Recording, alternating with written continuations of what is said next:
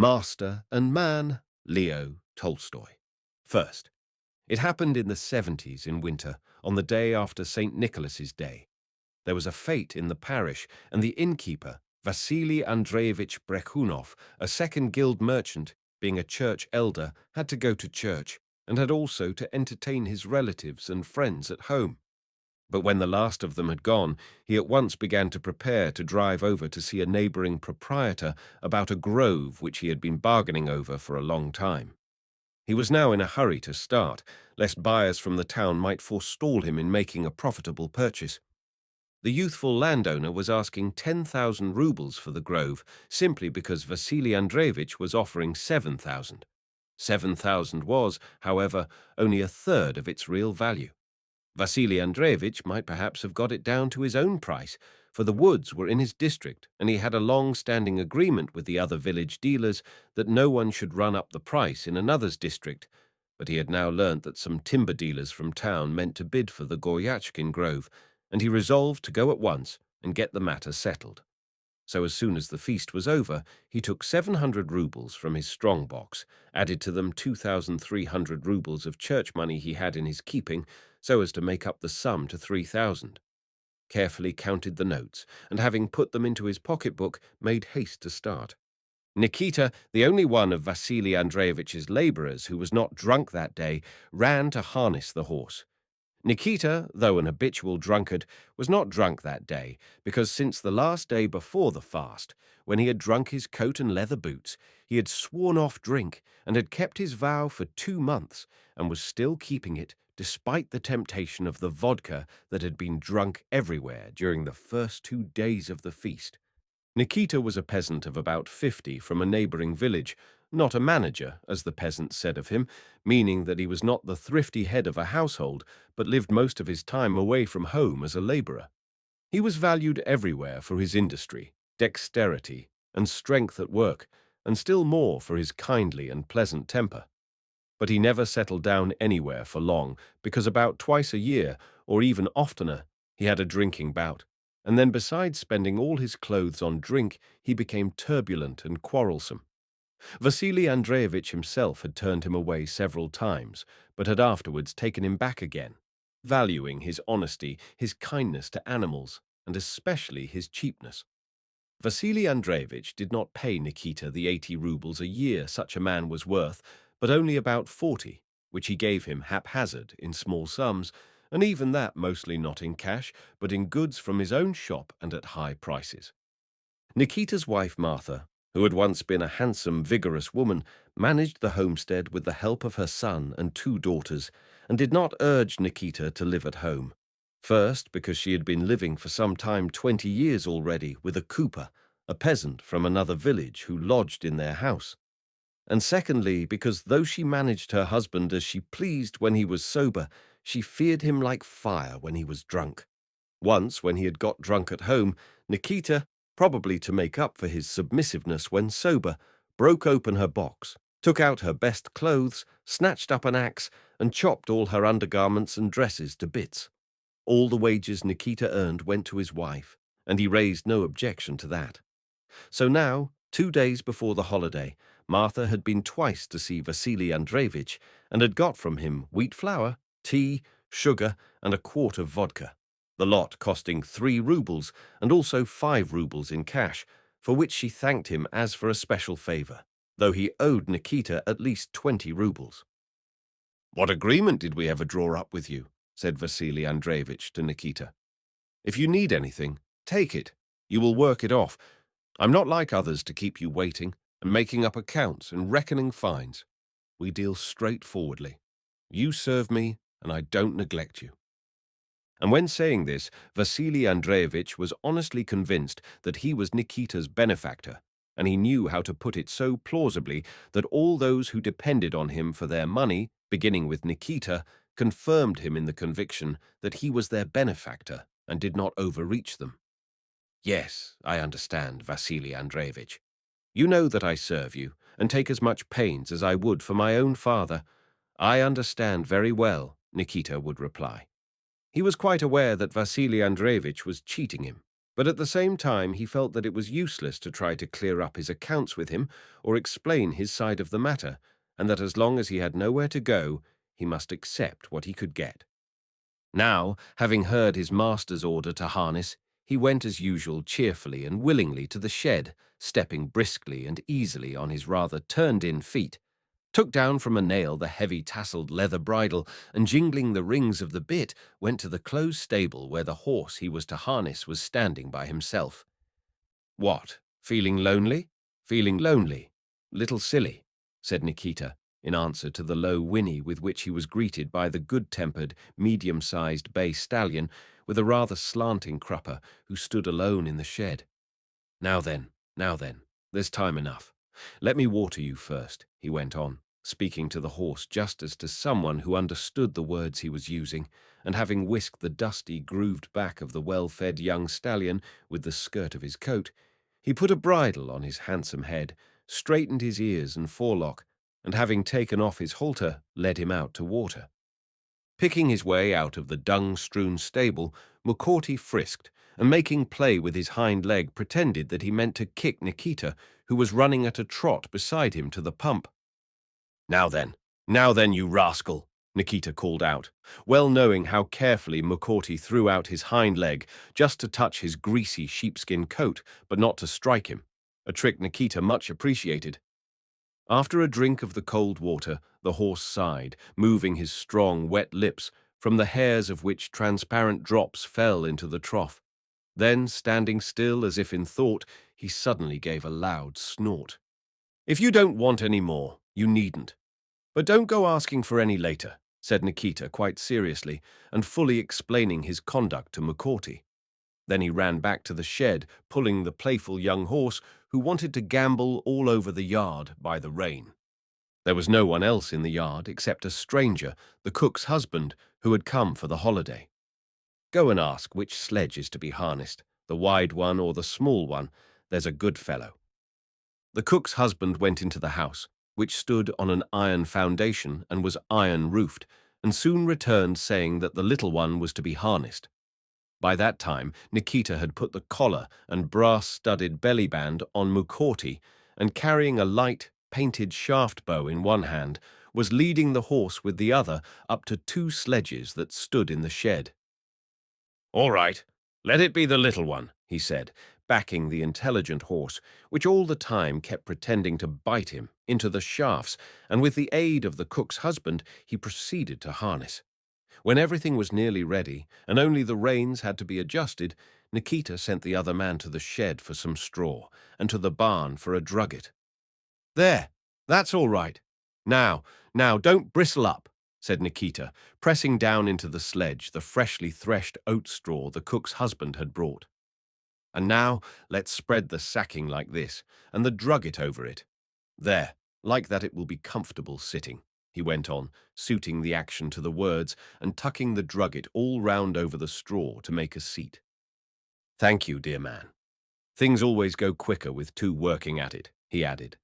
And gathering up the leather reins fastened together by a brass ring, Nikita took the driver's seat and started the impatient horse over the frozen manure which lay in the yard towards the gate. "Uncle Nikita!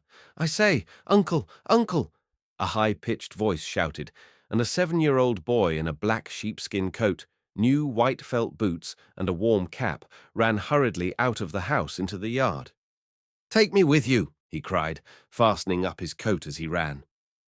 "All right, come along, darling," said Nikita, and stopping the sledge he picked up the master's pale, thin little son, radiant with joy, and drove out into the road. It was past 2 o'clock, and the day was windy, dull, and cold, with more than 20 degrees Fahrenheit of frost. Half the sky was hidden by a lowering dark cloud. In the yard it was quiet, but in the street the wind was felt more keenly. The snow swept down from a neighboring shed and whirled about in the corner near the bathhouse. Hardly had Nikita driven out of the yard and turned the horse's head to the house before Vasili Andreevich emerged from the high porch in front of the house with a cigarette in his mouth and wearing a cloth-covered sheepskin coat tightly girdled low at his waist, and stepped onto the hard-trodden snow which squeaked under the leather soles of his felt boots, and stopped. Taking a last whiff of his cigarette, he threw it down, stepped on it, and letting the smoke escape through his moustache, and looking askance at the horse that was coming up, began to tuck in his sheepskin collar on both sides of his ruddy face, clean-shaven except for the moustache, so that his breath should not moisten the collar. "See now, the young scamp is there already," he exclaimed when he saw his little son in the sledge.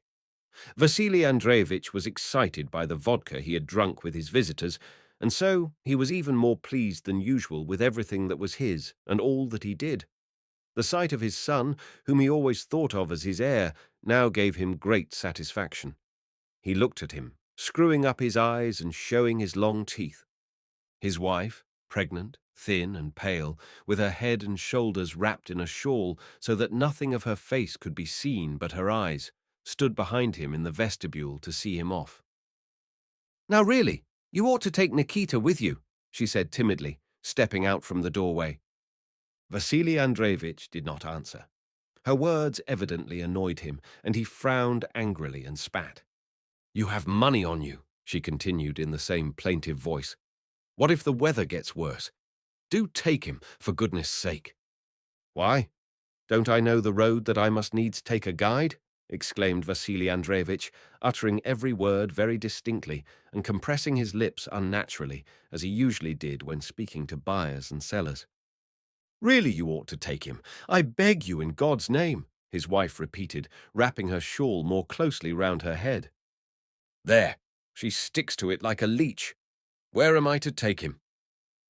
"I'm quite ready to go with you, Vasili Andreevich," said Nikita cheerfully. "But they must feed the horses while I'm away," he added, turning to his master's wife. "I'll look after them, Nikita dear. I'll tell Simon," replied the mistress. "Well, Vasili Andreevich, am I to come with you?" said Nikita, awaiting a decision. "It seems I must humor my old woman. But if you're coming, you'd better put on a warmer cloak," said Vasili Andreevich, smiling again as he winked at Nikita's short sheepskin coat, which was torn under the arms and at the back, was greasy and out of shape, frayed to a fringe round the skirt, and had endured many things in its lifetime. "Hey, dear man, come and hold the horse," shouted Nikita to the cook's husband, who was still in the yard. "No, I will myself, shrieked the little boy, pulling his hands, red with cold, out of his pockets and seizing the cold leather reins. "Only don't be too long dressing yourself up." "Look alive," shouted Vasili Andreevich, grinning at Nikita. "Only a moment, father, Vasili Andreevich," replied Nikita, and running quickly with his inturned toes in his felt boots, with their soles patched with felt, he hurried across the yard and into the workman's hut. "Arinushka, get my coat down from the stove. I'm going with the master," he said, as he ran into the hut and took down his girdle from the nail on which it hung. The workman's cook, who had had a sleep after dinner and was now getting the samovar ready for her husband, turned cheerfully to Nikita, and infected by his hurry, began to move as quickly as he did, got down his miserable worn-out cloth coat from the stove where it was drying, and began hurriedly shaking it out and smoothing it down. "There now, you'll have a chance of a holiday with your good man," said Nikita, who from kind-hearted politeness always said something to anyone he was alone with. Then, drawing his worn, narrow girdle round him, he drew in his breath, pulling in his lean stomach still more, and girdled himself as tightly as he could over his sheepskin. "There now," he said, addressing himself no longer to the cook, but the girdle, as he tucked the ends in at the waist. "Now you won't come undone." And working his shoulders up and down to free his arms, he put the coat over his sheepskin, arched his back more strongly to ease his arms, poked himself under the armpits, and took down his leather-covered mittens from the shelf. "Now, we're all right." "You ought to wrap your feet up, Nikita. Your boots are very bad." Nikita stopped as if he had suddenly realized this. "Yes, I ought to, but they'll do like this. It isn't far." And he ran out into the yard. "Won't you be cold, Nikita?" said the mistress as he came up to the sledge. "Cold? No, I'm quite warm," answered Nikita as he pushed some straw up to the forepart of the sledge so that it should cover his feet, and stowed away the whip, which the good horse would not need, at the bottom of the sledge. Vasili Andreevich, who was wearing two fur-lined coats, one over the other, was already in the sledge, his broad back filling nearly its whole rounded width, and taking the reins, he immediately touched the horse. Nikita jumped in just as the sledge started and seated himself in front on the left side, with one leg hanging over the edge. Dusra. The good stallion took the sledge along at a brisk pace over the smooth frozen road through the village, the runners squeaking slightly as they went. "Look at him hanging on there! Hand me the whip, Nikita!" shouted Vasili Andreevich, evidently enjoying the sight of his heir, who, standing on the runners, was hanging on at the back of the sledge. "I'll give it you. Be off to Mama, you dog." The boy jumped down. The horse increased his amble and, suddenly changing foot, broke into a fast trot. The crosses, the village where Vasili Andreevich lived, consisted of 6 houses. As soon as they had passed the blacksmith's hut, the last in the village, they realized that the wind was much stronger than they had thought. The road could hardly be seen. The tracks left by the sledge runners were immediately covered by snow, and the road was only distinguished by the fact that it was higher than the rest of the ground. There was a swirl of snow over the fields, and the line where sky and earth met could not be seen. The Teliatin forest, usually clearly visible, now only loomed up occasionally and dimly through the driving snowy dust. The wind came from the left, insistently blowing over to one side the mane on McCourty's sleek neck and carrying aside even his fluffy tail, which was tied in a simple knot. Nikita's wide coat collar, as he sat on the windy side, pressed close to his cheek and nose. "This road doesn't give him a chance. It's too snowy," said Vasili Andreevich, who prided himself on his good horse. "I once drove to Pashutino with him in half an hour." "What?" asked Nikita, who could not hear on account of his collar. "I say I once went to Pashutino in half an hour," shouted Vasili Andreevich. "It goes without saying that he's a good horse," replied Nikita. They were silent for a while, but Vasili Andreevich wished to talk.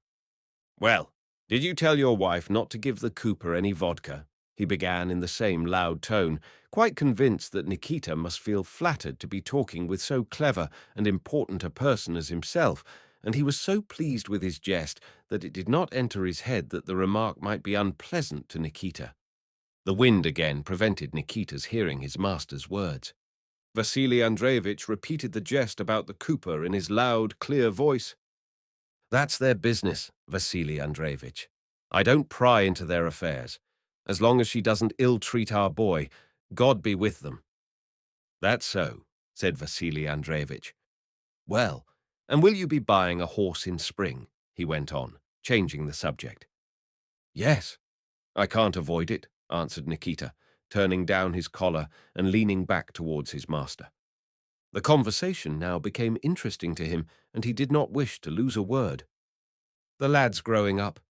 He must begin to plough for himself, but till now we've always had to hire someone," he said.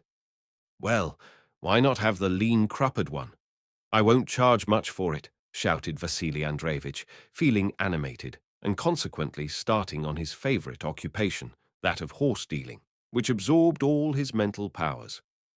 "Or you might let me have 15 rubles, and I'll buy one at the horse market," said Nikita, who knew that the horse Vasili Andreevich wanted to sell him would be dear at 7 rubles, but that if he took it from him, it would be charged at 25, and then he would be unable to draw any money for half a year. "It's a good horse. I think of your interest as of my own, according to conscience. Brekhanov isn't a man to wrong anyone. Let the loss be mine. I'm not like others. Honestly," he shouted in the voice in which he hypnotized his customers and dealers, "it's a real good horse." "Quite so," said Nikita with a sigh, and convinced that there was nothing more to listen to, he again released his collar, which immediately covered his ear and face. They drove on in silence for about half an hour. The wind blew sharply onto Nikita's side and arm where his sheepskin was torn. He huddled up and breathed into the collar which covered his mouth and was not wholly cold. "What do you think? "Shall we go through Karamyshevo, or by the straight road?" asked Vasili Andreevich. The road through Karamyshevo was more frequented and was well marked with a double row of high stakes. The straight road was nearer, but little used, and had no stakes, or only poor ones covered with snow. Nikita thought a while. "Though Karamyshevo is farther, it is better going," he said. "But by the straight road, when once we get through the hollow by the forest, it's good going, sheltered," said Vasili Andreevich, who wished to go the nearest way. "Just as you please," said Nikita, and again let go of his collar. Vasili Andreevich did as he had said, and having gone about half a verst came to a tall oak stake which had a few dry leaves still dangling on it, and there he turned to the left. On turning, they faced directly against the wind, and snow was beginning to fall. Vasili Andreevich, who was driving, inflated his cheeks, blowing the breath out through his moustache. Nikita dozed, so they went on in silence for about 10 minutes. Suddenly, Vasili Andreevich began saying something. "Eh, what?" asked Nikita, opening his eyes. Vasili Andreevich did not answer, but bent over, looking behind them and then ahead of the horse. The sweat had curled Mukorty's coat between his legs and on his neck. He went at a walk. "What is it?" Nikita asked again. "What is it? What is it?" Vasili Andreevich mimicked him angrily. "There are no stakes to be seen. We must have got off the road." "Well, pull up then, and I'll look for it," said Nikita, and jumping down lightly from the sledge and taking the whip from under the straw, he went off to the left from his own side of the sledge. The snow was not deep that year, so that it was possible to walk anywhere, but still in places it was knee-deep and got into Nikita's boots. He went about feeling the ground with his feet and the whip, but could not find the road anywhere. "Well, how is it?" asked Vasili Andreevich, when Nikita came back to the sledge. "There is no road this side. I must go to the other side and try there," said Nikita. "There's something there in front. Go and have a look." Nikita went to what had appeared dark, but found that it was earth which the wind had blown from the bare fields of winter oats and had strewn over the snow, colouring it. Having searched to the right also, he returned to the sledge, brushed the snow from his coat, shook it out of his boots, and seated himself once more. "We must go to the right," he said decidedly. "The wind was blowing on our left before, but now it is straight in my face. Drive to the right," he repeated with decision. Vasili Andreevich took his advice and turned to the right, but still there was no road. They went on in that direction for some time. The wind was as fierce as ever, and it was snowing lightly. "It seems, Vasili Andreevich, that we have gone quite astray," Nikita suddenly remarked, as if it were a pleasant thing. "What is that?" he added, pointing to some potato vines that showed up from under the snow. Vasili Andreevich stopped the perspiring horse, whose deep sides were heaving heavily. "What is it?" "Why, we are on the Zakharov lands. See where we've got to." "Nonsense," retorted Vasili Andreevich. "It's not nonsense, Vasili Andreevich. It's the truth," replied Nikita. "You can feel that the sledge is going over a potato field, and there are the heaps of vines which have been carted here. It's the Zakharov factory land." "Dear me, how we have gone astray," said Vasili Andreevich. "What are we to do now?" "We must go straight on, that's all. We shall come out somewhere, if not at Zakharova, then at the proprietor's farm," said Nikita. Vasili Andreevich agreed and drove as Nikita had indicated. So they went on for a considerable time. At times they came onto bare fields, and the sledge runners rattled over frozen lumps of earth. Sometimes they got onto a winter rye field or a fallow field on which they could see stalks of wormwood and straws sticking up through the snow and swaying in the wind. Sometimes they came onto deep and even white snow, above which nothing was to be seen. The snow was falling from above and sometimes rose from below. The horse was evidently exhausted. His hair had all curled up from sweat and was covered with hoarfrost, and he went at a walk. Suddenly, he stumbled and sat down in a ditch or watercourse. Vasili Andreevich wanted to stop, but Nikita cried to him, "Why stop? We've got in and must get out. Hey, pet! "Hey, darling, gee up, old fellow," he shouted in a cheerful tone to the horse, jumping out of the sledge and himself getting stuck in the ditch. The horse gave a start and quickly climbed out onto the frozen bank. It was evidently a ditch that had been dug there. "Where are we now?" asked Vasili Andreevich. "We'll soon find out," Nikita replied. "Go on, we'll get somewhere." "Why? This must be the Goryachkin forest," said Vasili Andreevich, pointing to something dark that appeared amid the snow in front of them. "We'll see what forest it is when we get there," said Nikita. He saw that beside the black thing they had noticed, dry oblong willow leaves were fluttering, and so he knew it was not a forest but a settlement, but he did not wish to say so. And in fact, they had not gone 25 yards beyond the ditch before something in front of them, evidently trees, showed up black, and they heard a new and melancholy sound. Nikita had guessed right. It was not a wood, but a row of tall willows, with a few leaves still fluttering on them here and there. They had evidently been planted along the ditch round a threshing floor. Coming up to the willows, which moaned sadly in the wind, the horse suddenly planted his forelegs above the height of the sledge, drew up his hind legs also, pulling the sledge onto higher ground, and turned to the left, no longer sinking up to his knees in snow. They were back on a road. "Well, here we are, but heaven only knows where," said Nikita. The horse kept straight along the road through the drifted snow, and before they had gone another 100 yards, the straight line of the dark wattle wall of a barn showed up black before them, its roof heavily covered with snow which poured down from it. After passing the barn, the road turned to the wind, and they drove into a snowdrift. But ahead of them was a lane with houses on either side, so evidently the snow had been blown across the road, and they had to drive through the drift. And so, in fact, it was. Having driven through the snow, they came out into a street. At the end house of the village, some frozen clothes hanging on a line, shirts, one red and one white, trousers, leg bands, and a petticoat, fluttered wildly in the wind. The white shirt in particular struggled desperately, waving its sleeves about. "There now, either a lazy woman or a dead one has not taken her clothes down before the holiday," remarked Nikita, looking at the fluttering shirts. Third. At the entrance to the street, the wind still raged, and the road was thickly covered with snow, but well within the village it was calm, warm, and cheerful. At one house a dog was barking. At another, a woman, covering her head with her coat, came running from somewhere and entered the door of a hut, stopping on the threshold to have a look at the passing sledge. In the middle of the village, girls could be heard singing. Here in the village there seemed to be less wind and snow, and the frost was less keen.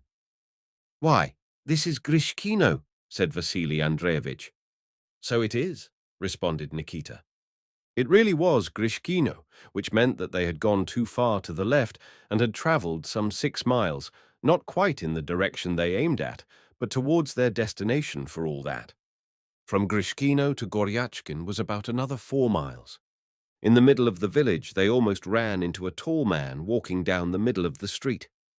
"Who are you?" shouted the man, stopping the horse, and recognizing Vasili Andreevich, he immediately took hold of the shaft, went along it hand over hand till he reached the sledge and placed himself on the driver's seat. He was Isay, a peasant of Vasili Andreevich's acquaintance, and well known as the principal horse thief in the district. "Ah, Vasili Andreevich, where are you off to?" said Isay, enveloping Nikita in the odor of the vodka he had drunk. "We were going to Goryachkin." "And look where you've got to. You should have gone through Molchanovka." "Should have, but didn't manage it," said Vasili Andreevich, holding in the horse. "That's a good horse," said Isay, with a shrewd glance at Mukorty, and with a practiced hand he tightened the loosened knot high in the horse's bushy tail. "Are you going to stay the night?" "No, friend. I must get on." "Your business must be pressing. And who is this?" "Ah, Nikita Stepanich." "Who else?" replied Nikita. "But I say, good friend, how are we to avoid going astray again?" "Where can you go astray here? Turn back straight down the street, and then when you come out, keep straight on. Don't take to the left. You will come out onto the high road, and then turn to the right." And where do we turn off the high road? As in summer or the winter way? Asked Nikita. The winter way. As soon as you turn off, you'll see some bushes, and opposite them there is a waymark, a large oak, one with branches, and that's the way. Vasili Andreevich turned the horse back and drove through the outskirts of the village. Why not stay the night? Issei shouted after them. But Vasili Andreevich did not answer and touched up the horse. 4 miles of good road, 2 of which lay through the forest, seemed easy to manage, especially as the wind was apparently quieter and the snow had stopped. Having driven along the trodden village street, darkened here and there by fresh manure, past the yard where the clothes hung out and where the white shirt had broken loose and was now attached only by one frozen sleeve, they again came within sound of the weird moan of the willows and again emerged on the open fields. The storm, far from ceasing, seemed to have grown yet stronger. The road was completely covered with drifting snow, and only the stakes showed that they had not lost their way. But even the stakes ahead of them were not easy to see, since the wind blew in their faces. Vasili Andreevich screwed up his eyes, bent down his head, and looked out for the waymarks, but trusted mainly to the horse's sagacity, letting it take its own way. And the horse really did not lose the road, but followed its windings, turning now to the right and now to the left, and sensing it under his feet, so that though the snow fell thicker and the wind strengthened, they still continued to see waymarks now to the left and now to the right of them. So they travelled on for about 10 minutes, when suddenly, through the slanting screen of wind-driven snow, something black showed up which moved in front of the horse. This was another sledge with fellow travellers. Mukorty overtook them and struck his hooves against the back of the sledge in front of them. "Pass on! Hey there! Get in front!" cried voices from the sledge. Vasili Andreevich swerved aside to pass the other sledge. In it sat 3 men and a woman, evidently visitors returning from a feast. One peasant was whacking the snow-covered croup of their little horse with a long switch, and the other 2, sitting in front, waved their arms and shouted something. The woman, completely wrapped up and covered with snow, sat drowsing and bumping at the back. "Who are you?" shouted Vasili Andreevich. "From was all that could be heard. "I say, where are you from?" "From a," one of the peasants shouted with all his might, but still it was impossible to make out who they were. "Get along! Keep up!" shouted another, ceaselessly beating his horse with the switch. "So you're from a feast, it seems."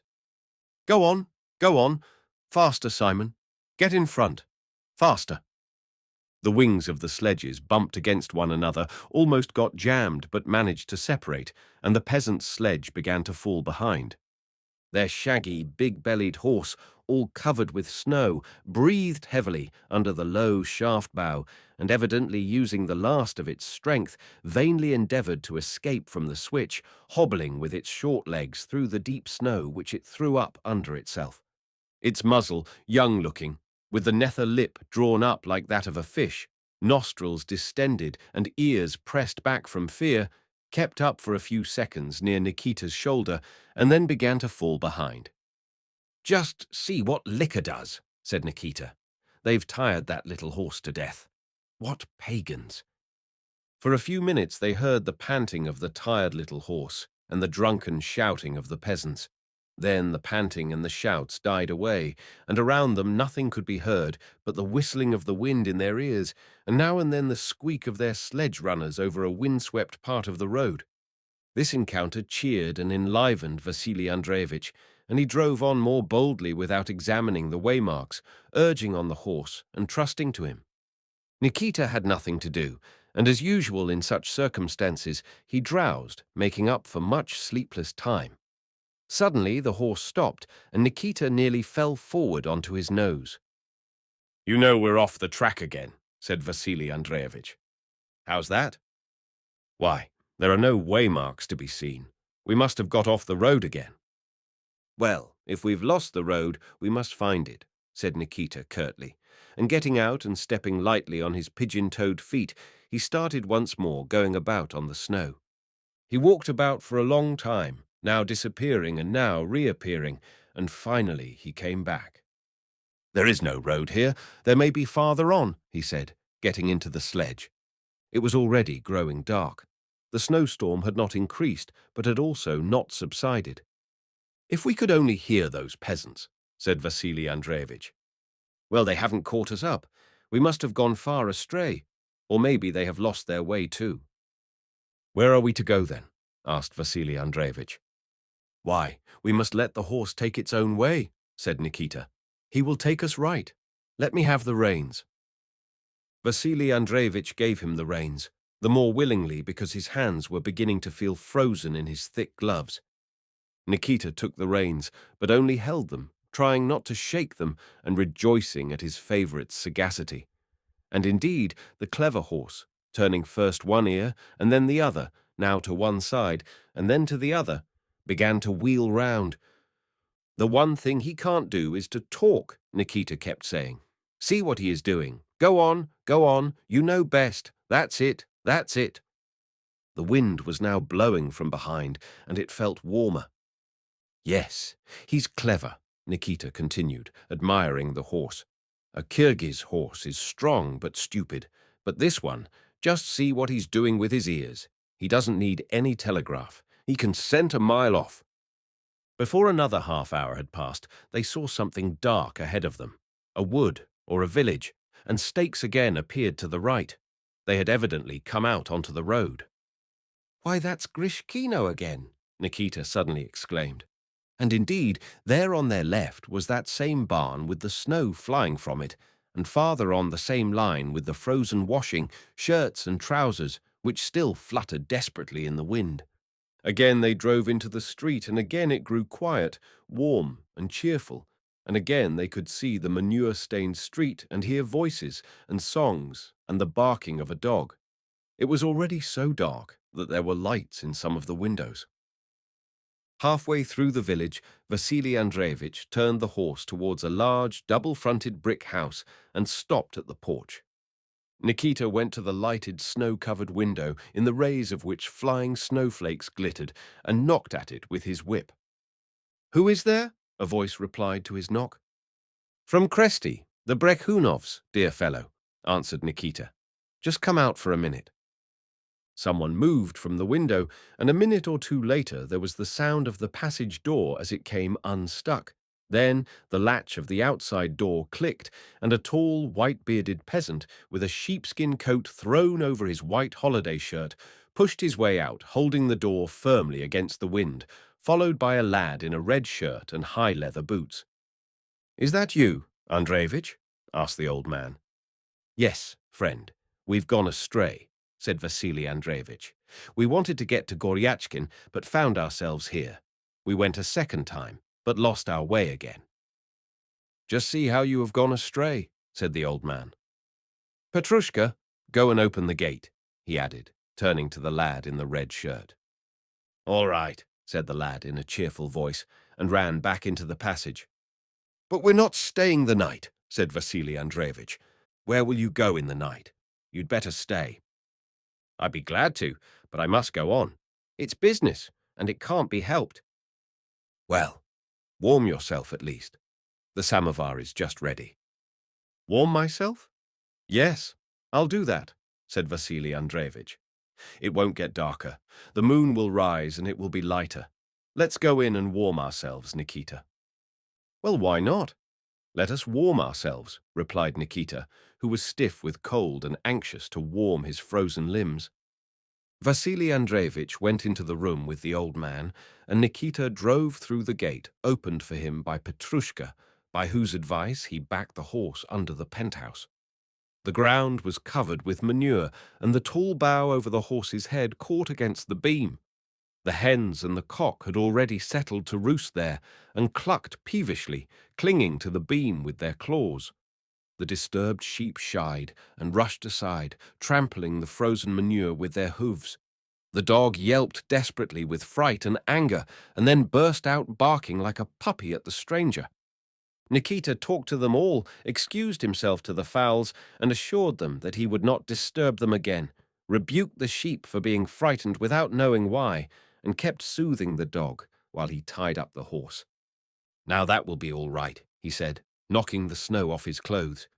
"Just hear how he barks," he added, turning to the dog. "Be quiet, stupid. Be quiet. You are only troubling yourself for nothing. We're not thieves. We're friends." "And these are, it said, the 3 domestic councillors," remarked the lad, and with his strong arms he pushed under the pent roof the sledge that had remained outside. "Why councillors?" asked Nikita. "That's what is printed in Paulson. A thief creeps to a house. The dog barks. That means, be on your guard. The cock crows. That means, get up. The cat licks herself. That means, a welcome guest is coming. Get ready to receive him," said the lad with a smile. Petrushka could read and write, and knew Paulson's primer, his only book, almost by heart, and he was fond of quoting sayings from it that he thought suited the occasion, especially when he had had something to drink, as today. "That's so," said Nikita. "You must be chilled through and through," said Petrushka. "Yes, I am rather," said Nikita, and they went across the yard and the passage into the house. Fourth. The household to which Vasili Andreevich had come was one of the richest in the village. The family had 5 allotments, besides renting other land. They had 6 horses, 3 cows, 2 calves, and some 20 sheep. There were 22 members belonging to the homestead, 4 married sons, 6 grandchildren, one of whom, Petrushka, was married, 2 great-grandchildren, 3 orphans, and 4 daughters-in-law with their babies.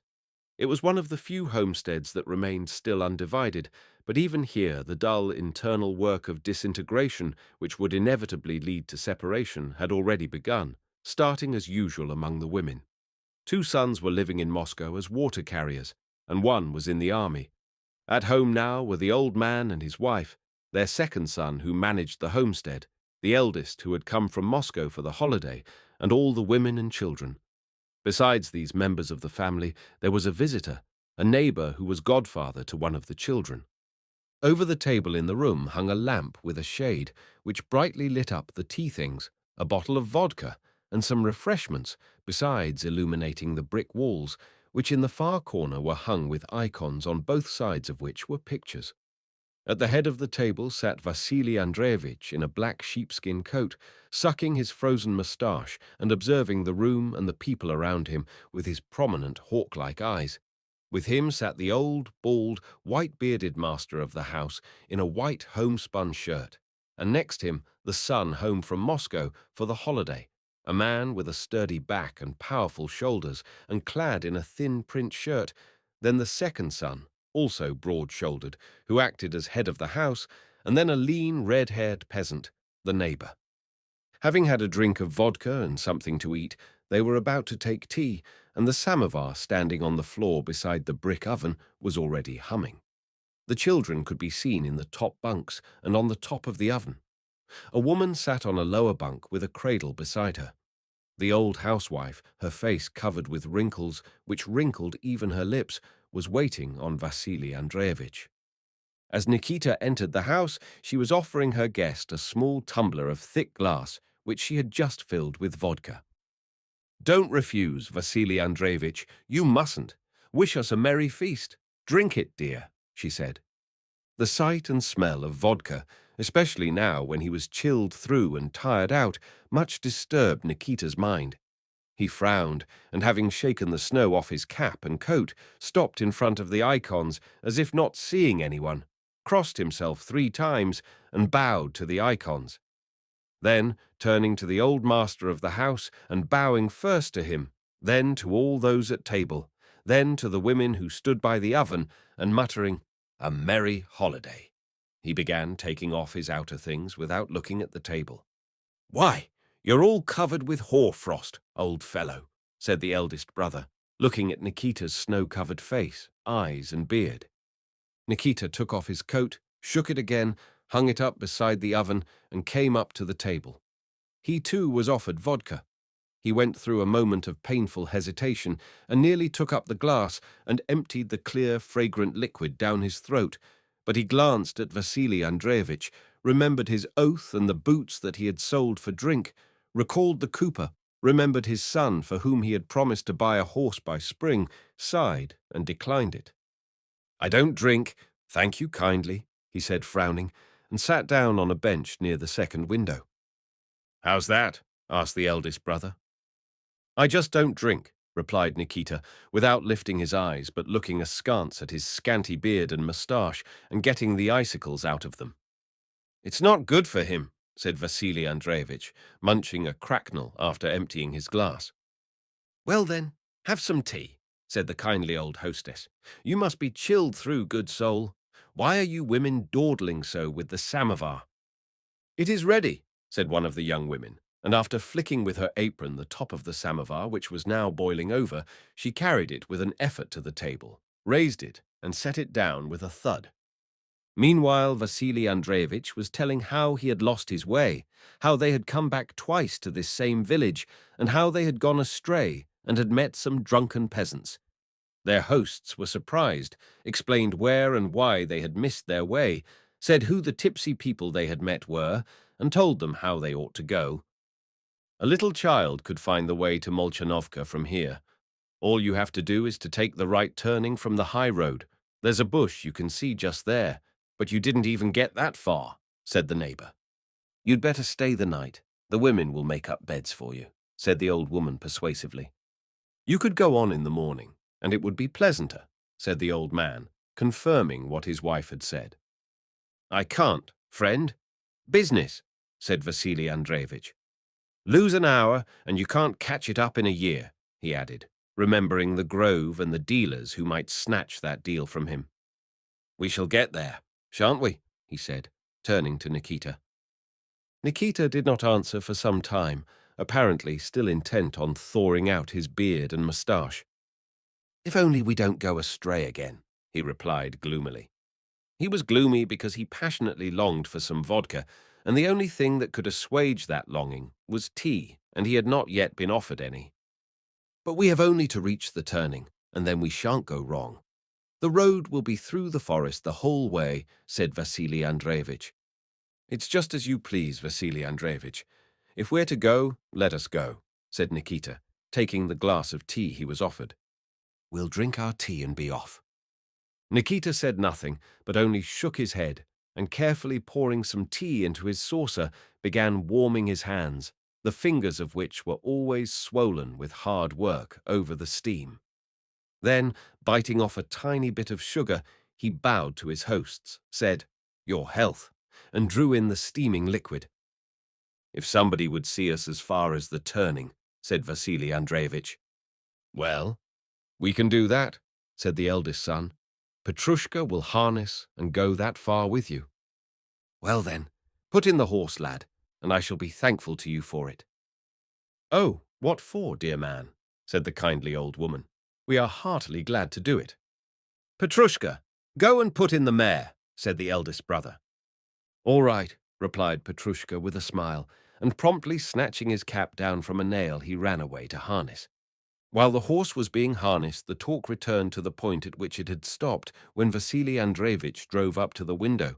The old man had been complaining to his neighbor, the village elder, about his third son who had not sent him anything for the holiday, though he had sent a French shawl to his wife. The young people are getting out of hand, said the old man. And how they do, said the neighbor. There's no managing them. They know too much. There's Demushkin now, who broke his father's arm. It's all from being too clever, it seems. Nikita listened, watched their faces, and evidently would have liked to share in the conversation, but he was too busy drinking his tea and only nodded his head approvingly. He emptied one tumbler after another and grew warmer and warmer and more comfortable. The talk continued on the same subject for a long time, the harmfulness of a household dividing up, and it was clearly not an abstract discussion, but concerned the question of a separation in that house, a separation demanded by the second son, who sat there morosely silent. It was evidently a sore subject and absorbed them all, but out of propriety they did not discuss their private affairs before strangers. At last, however, the old man could not restrain himself, and with tears in his eyes declared that he would not consent to a break-up of the family during his lifetime, that his house was prospering, thank God, but that if they separated they would all have to go begging. Just like the Matveevs, said the neighbor. They used to have a proper house, but now they've split up. None of them has anything." "And that is what you want to happen to us," said the old man, turning to his son.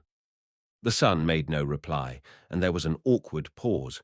The silence was broken by Petrushka, who, having harnessed the horse, had returned to the hut a few minutes before this, and had been listening all the time with a smile. "There's a fable about that in Paulson," he said. "A father gave his sons a broom to break. At first they could not break it, but when they took it twig by twig, they broke it easily. And it's the same here." And he gave a broad smile. "I'm ready," he added. "If you're ready, let's go," said Vasili Andreevich. "And as to separating, don't you allow it, grandfather. You got everything together, and you're the master. Go to the justice of the peace. He'll say how things should be done." "He carries on so, the old man continued in a whining tone. "There's no doing anything with him. It's as if the devil possessed him." Nikita, having meanwhile finished his 5th tumbler of tea, laid it on its side instead of turning it upside down, hoping to be offered a 6th glass. But there was no more water in the samovar, so the hostess did not fill it up for him. Besides, Vasili Andreevich was putting his things on, so there was nothing for it but for Nikita to get up too, put back into the sugar basin the lump of sugar he had nibbled all round, wipe his perspiring face with the skirt of his sheepskin, and go to put on his overcoat.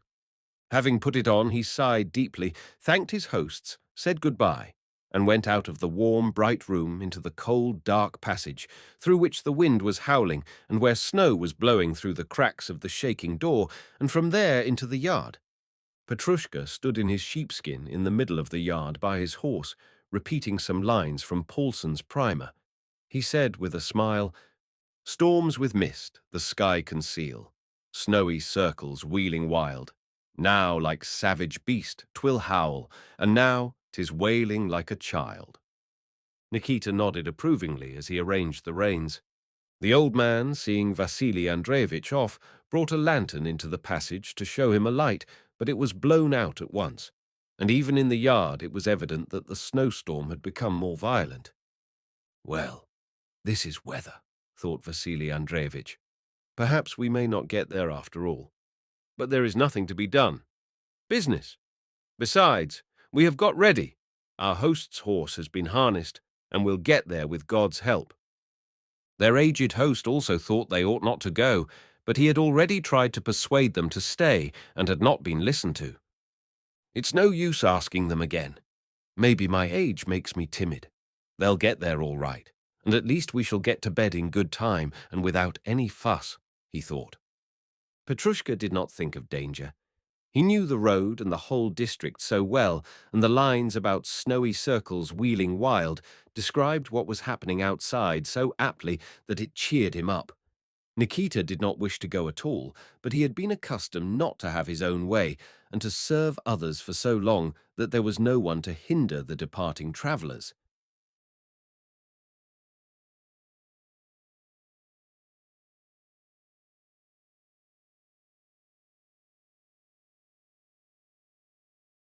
Eindam, Vasili Andreevich went over to his sledge, found it with difficulty in the darkness, climbed in and took the reins. "Go on in front," he cried. Petrushka, kneeling in his low sledge, started his horse. Mukorty, who had been neighing for some time past, now scenting a mare ahead of him, started after her, and they drove out into the street. They drove again through the outskirts of the village and along the same road, past the yard where the frozen linen had hung, which, however, was no longer to be seen, past the same barn, which was now snowed up almost to the roof, and from which the snow was still endlessly pouring, past the same dismally moaning, whistling, and swaying willows, and again entered into the sea of blustering snow, raging from above and below. The wind was so strong that when it blew from the side and the travellers steered against it, it tilted the sledges and turned the horses to one side. Petrushka drove his good mare in front at a brisk trot and kept shouting lustily. Mukorty pressed after her. After travelling so for about 10 minutes, Petrushka turned round and shouted something. Neither Vasili Andreevich nor Nikita could hear anything because of the wind, but they guessed that they had arrived at the turning. In fact, Petrushka had turned to the right, and now the wind that had blown from the side blew straight in their faces, and through the snow they saw something dark on their right. It was the bush at the turning. "Well now, God speed you." "Thank you, Petrushka."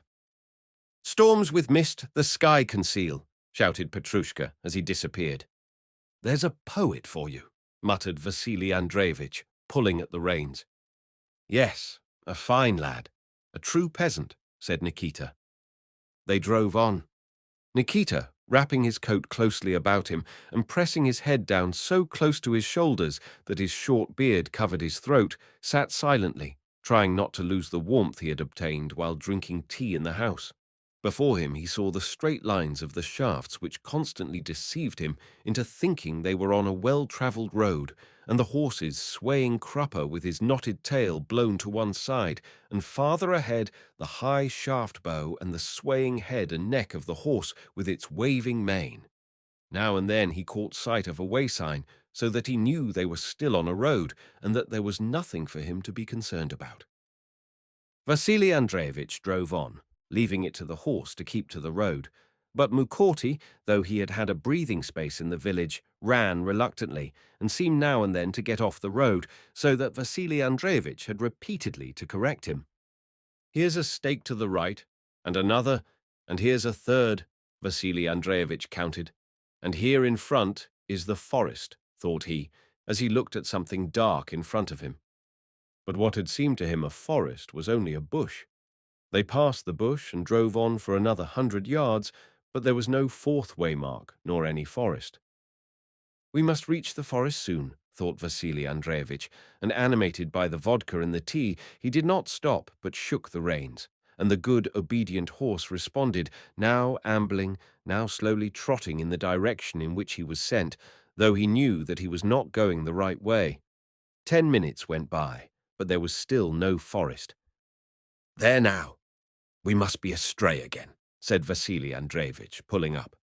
Nikita silently got out of the sledge and, holding his coat, which the wind now wrapped closely about him and now almost tore off, started to feel about in the snow, going first to one side and then to the other. 3 or 4 times he was completely lost to sight. At last he returned and took the reins from Vasili Andreevich's hand. "We must go to the right," he said sternly and peremptorily as he turned the horse. "Well, if it's to the right, go to the right," said Vasili Andreevich, yielding up the reins to Nikita and thrusting his freezing hands into his sleeves. Nikita did not reply. "Now then, friend, stir yourself," he shouted to the horse, but in spite of the shake of the reins, Mukorty moved only at a walk. The snow in places was up to his knees, and the sledge moved by fits and starts with his every movement. Nikita took the whip that hung over the front of the sledge and struck him once. The good horse, unused to the whip, sprang forward and moved at a trot, but immediately fell back into an amble and then to a walk. So they went on for 5 minutes. It was dark, and the snow whirled from above and rose from below, so that sometimes the shaft bow could not be seen. At times the sledge seemed to stand still and the field to run backwards. Suddenly the horse stopped abruptly, evidently aware of something close in front of him. Nikita again sprang lightly out, throwing down the reins, and went ahead to see what had brought him to a standstill, but hardly had he made a step in front of the horse before his feet slipped and he went rolling down an incline. "Whoa, whoa, whoa," he said to himself as he fell, and he tried to stop his fall but could not, and only stopped when his feet plunged into a thick layer of snow that had drifted to the bottom of the hollow. The fringe of a drift of snow that hung on the edge of the hollow, disturbed by Nikita's fall, showered down on him and got inside his collar. "What a thing to do," said Nikita reproachfully, addressing the drift and the hollow and shaking the snow from under his collar. "Nikita! Hey, Nikita!" shouted Vasili Andreevich from above. But Nikita did not reply. He was too occupied in shaking out the snow and searching for the whip he had dropped when rolling down the incline. Having found the whip, he tried to climb straight up the bank where he had rolled down, but it was impossible to do so. He kept rolling down again, and so he had to go along at the foot of the hollow to find a way up. About 7 yards farther on, he managed with difficulty to crawl up the incline on all fours. Then he followed the edge of the hollow back to the place where the horse should have been. He could not see either horse or sledge, but as he walked against the wind, he heard Vasili Andreevich's shouts and Mukorty's neighing, calling him. "I'm coming! I'm coming! What are you cackling for?" he muttered. Only when he had come up to the sledge could he make out the horse and Vasili Andreevich standing beside it and looking gigantic. "Where the devil did you vanish to? We must go back, if only to Grishkino," he began reproaching Nikita. "I'd be glad to get back, Vasili Andreevich, but which way are we to go? There is such a ravine here that if we once get in it, we shan't get out again. I got stuck so fast there myself that I could hardly get out." "What shall we do then? We can't stay here. We must go somewhere," said Vasili Andreevich. Nikita said nothing. He seated himself in the sledge with his back to the wind, took off his boots, shook out the snow that had got into them, and taking some straw from the bottom of the sledge, carefully plugged with it a hole in his left boot. Vasili Andreevich remained silent, as though now leaving everything to Nikita. Having put his boots on again, Nikita drew his feet into the sledge, put on his mittens and took up the reins, and directed the horse along the side of the ravine. But they had not gone 100 yards before the horse again stopped short. The ravine was in front of him again. Nikita again climbed out and again trudged about in the snow. He did this for a considerable time, and at last appeared from the opposite side to that from which he had started. "Vasili Andreevich, are you alive?" he called out. "Here," replied Vasili Andreevich. "Well, what now?" "I can't make anything out. It's too dark. There's nothing but ravines. We must drive against the wind again." They set off once more. Again Nikita went stumbling through the snow. Again he fell in, again climbed out and trudged about, and at last, quite out of breath, he sat down beside the sledge. "Well, how now?" asked Vasili Andreevich. "Why, I am quite worn out, and the horse won't go." "Then what's to be done?" "Why, wait a minute." Nikita went away again, but soon returned. "Follow me," he said, going in front of the horse. Vasili Andreevich no longer gave orders, but implicitly did what Nikita told him. "Here, follow me," Nikita shouted, stepping quickly to the right, and seizing the rein, he led Mukorty down towards a snowdrift. At first the horse held back, then he jerked forward, hoping to leap the drift, but he had not the strength and sank into it up to his collar. "Get out," Nikita called to Vasili Andreevich, who still sat in the sledge, and taking hold of one shaft, he moved the sledge closer to the horse. "It's hard, brother," he said to Mukorty, "but it can't be helped. Make an effort. Now, just a little one," he shouted. The horse gave a tug, then another, but failed to clear himself and settled down again as if considering something. "Now, brother, this won't do," Nikita admonished him. "Now once more." Again Nikita tugged at the shaft on his side, and Vasili Andreevich did the same on the other. Mukorty lifted his head and then gave a sudden jerk. That's it, cried Nikita. "Don't be afraid, you won't sink." One plunge, another, and a third, and at last Mukorty was out of the snowdrift and stood still, breathing heavily and shaking the snow off himself. Nikita wished to lead him farther, but Vasili Andreevich, in his 2 fur coats, was so out of breath that he could not walk farther and dropped into the sledge. "Let me get my breath," he said, unfastening the kerchief with which he had tied the collar of his fur coat at the village. "It's all right here." "You lie there," said Nikita. "I will lead him along." And with Vasili Andreevich in the sledge, he led the horse by the bridle about 10 paces down and then up a slight rise and stopped.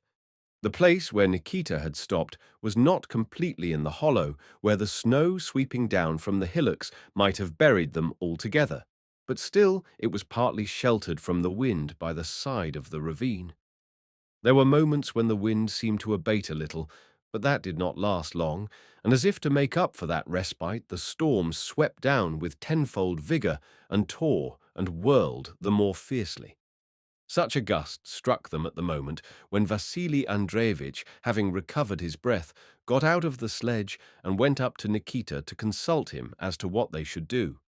They both bent down involuntarily and waited till the violence of the squall should have passed. McCourty, too, laid back his ears and shook his head discontentedly. As soon as the violence of the blast had abated a little, Nikita took off his mittens, stuck them into his belt, breathed onto his hands, and began to undo the straps of the shaft bow. "What's that you are doing there?" asked Vasili Andreevich. "Unharnessing. What else is there to do?" "I have no strength left," said Nikita, as though excusing himself. "Can't we drive somewhere?" "No, we can't. We shall only kill the horse. Why, the poor beast is not himself now," said Nikita, pointing to the horse, which was standing submissively waiting for what might come, with his steep, wet sides heaving heavily. "We shall have to stay the night here," he said, as if preparing to spend the night at an inn, and he proceeded to unfasten the collar straps. The buckles came undone. "But shan't we be frozen?" remarked Vasili Andreevich. "Well, if we are, we can't help it," said Nikita. Shosti. Although Vasili Andreevich felt quite warm in his 2 fur coats, especially after struggling in the snowdrift, a cold shiver ran down his back on realizing that he must really spend the night where they were. To calm himself, he sat down in the sledge and got out his cigarettes and matches. Nikita, meanwhile, unharnessed McCourty. He unstrapped the belly band and the back band, took away the reins, loosened the collar strap, and removed the shaft bow, talking to him all the time to encourage him. "Now come out, he said, leading him clear of the shafts. "Now we'll tie you up here, and I'll put down some straw and take off your bridle. When you've had a bite, you'll feel more cheerful." But McCourty was restless and evidently not comforted by Nikita's remarks.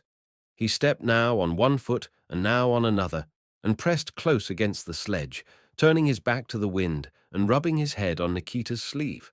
Then, as if not to pain Nikita by refusing his offer of the straw he put before him, he hurriedly snatched a wisp out of the sledge, but immediately decided that it was now no time to think of straw, and threw it down, and the wind instantly scattered it, carried it away, and covered it with snow.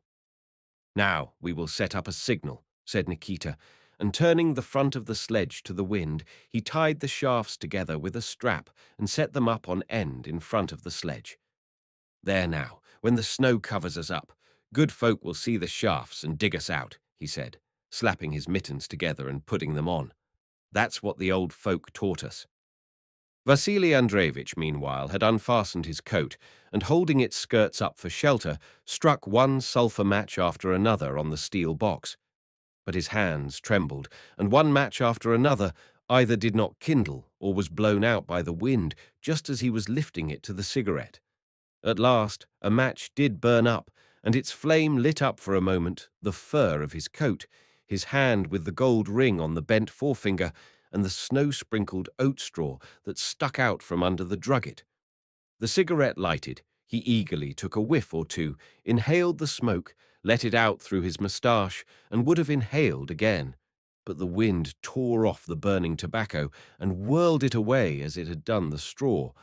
But even these few puffs had cheered him. "If we must spend the night here, we must," he said with decision. "Wait a bit. I'll arrange a flag as well," he added, picking up the kerchief which he had thrown down in the sledge after taking it from round his collar, and drawing off his gloves and standing up on the front of the sledge and stretching himself to reach the strap, he tied the handkerchief to it with a tight knot. The kerchief immediately began to flutter wildly, now clinging round the shaft, now suddenly streaming out, stretching and flapping. "Just see what a fine flag," said Vasili Andreevich, admiring his handiwork and letting himself down into the sledge. "We should be warmer together, but there's not room enough for 2, he added. "I'll find a place," said Nikita. "But I must cover up the horse first. He sweated so, poor thing. Let go," he added, drawing the drugget from under Vasili Andreevich. Having got the drugget, he folded it in 2, and after taking off the breechband and pad, covered McCourty with it. "Anyhow, it will be warmer, silly," he said. putting back the breechband and the pad on the horse over the drugget. Then, having finished that business, he returned to the sledge and, addressing Vasili Andreevich, said, "You won't need the sackcloth, will you? And let me have some straw." And having taken these things from under Vasili Andreevich, Nikita went behind the sledge, dug out a hole for himself in the snow, put straw into it, wrapped his coat well round him, covered himself with the sackcloth, and pulling his cap well down, seated himself on the straw he had spread, and leant against the wooden back of the sledge to shelter himself from the wind and the snow. Vasili Andreevich shook his head disapprovingly at what Nikita was doing, as in general he disapproved of the peasant's stupidity and lack of education, and he began to settle himself down for the night. He smoothed the remaining straw over the bottom of the sledge, putting more of it under his side. Then he thrust his hands into his sleeves and settled down, sheltering his head in the corner of the sledge from the wind in front. He did not wish to sleep. He lay and thought ever of the one thing that constituted the sole aim, meaning, pleasure, and pride of his life, of how much money he had made and might still make, of how much other people he knew had made and possessed, and of how those others had made and were making it, and how he, like them, might still make much more. The purchase of the Goryachkin Grove was a matter of immense importance to him.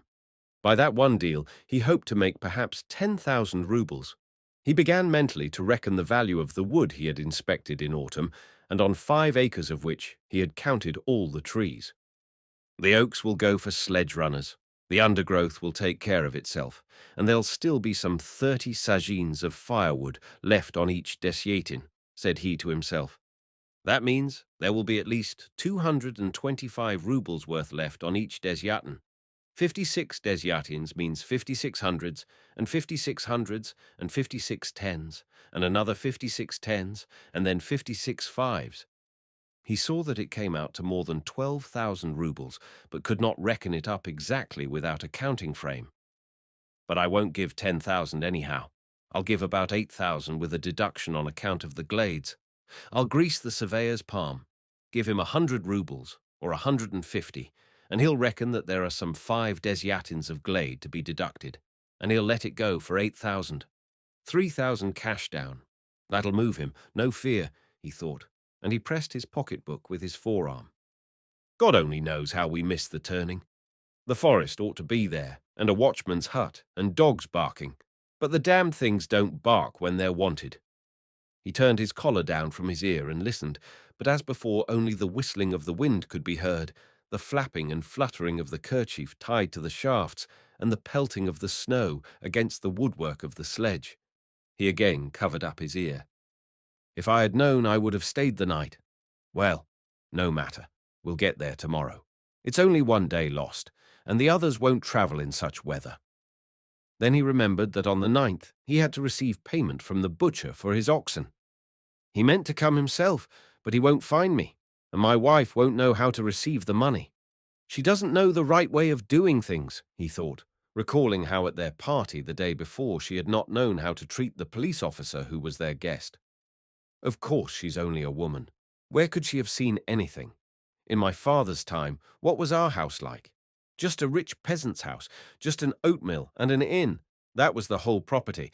But what have I done in these 15 years? A shop, 2 taverns, a flour mill, a grain store, 2 farms leased out, and a house with an iron-roofed barn, he thought proudly. Not as it was in father's time. Who is talked of in the whole district now? Brekunov. And why? Because I stick to business. I take trouble, not like others who lie abed or waste their time on foolishness while I don't sleep of nights. Blizzard or no blizzard, I start out. So business gets done. They think money-making is a joke. No, take pains and rack your brains. You get overtaken out of doors at night, like this. Or keep awake night after night till the thoughts whirling in your head make the pillow turn. He meditated with pride. They think people get on through luck. After all, the Mironovs are now millionaires. And why? Take pains and God gives. If only he grants me health. The thought that he might himself be a millionaire like Mironov, who began with nothing, so excited Vasili Andreevich that he felt the need of talking to somebody. But there was no one to talk to.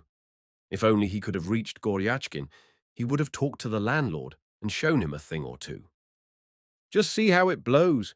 It will snow us up so deep that we shan't be able to get out in the morning, he thought, listening to a gust of wind that blew against the front of the sledge, bending it and lashing the snow against it. He raised himself and looked round. All he could see through the whirling darkness was McCourty's dark head, his back covered by the fluttering drugget and his thick knotted tail, while all round, in front and behind, was the same fluctuating whitey darkness, sometimes seeming to get a little lighter and sometimes growing denser still. A pity I listened to Nikita, he thought. We ought to have driven on. We should have come out somewhere, if only back to Grishkino and stayed the night at Taras's. As it is, we must sit here all night. But what was I thinking about?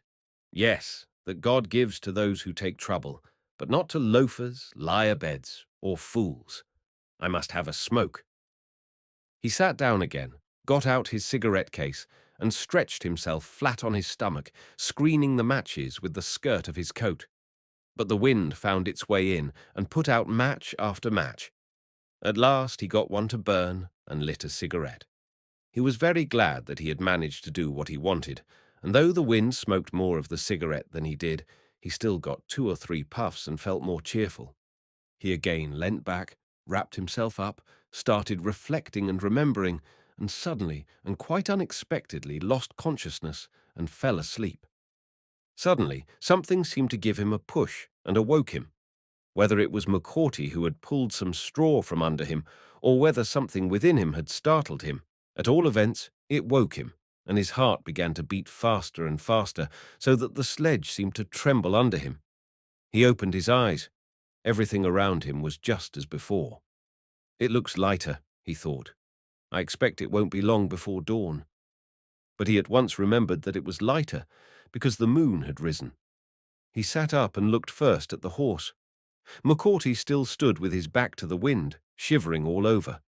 One side of the drugget, which was completely covered with snow, had been blown back. The breeching had slipped down, and the snow-covered head with its waving forelock and mane were now more visible. Vasili Andreevich leant over the back of the sledge and looked behind. Nikita still sat in the same position in which he had settled himself. The sacking with which he was covered and his legs were thickly covered with snow. If only that peasant doesn't freeze to death. His clothes are so wretched. I may be held responsible for him. What shiftless people they are. Such a want of education, thought Vasili Andreevich, and he felt like taking the drugget off the horse and putting it over Nikita, but it would be very cold to get out and move about, and moreover, the horse might freeze to death. Why did I bring him with me? It was all her stupidity, he thought, recalling his unloved wife, and he rolled over into his old place at the front part of the sledge.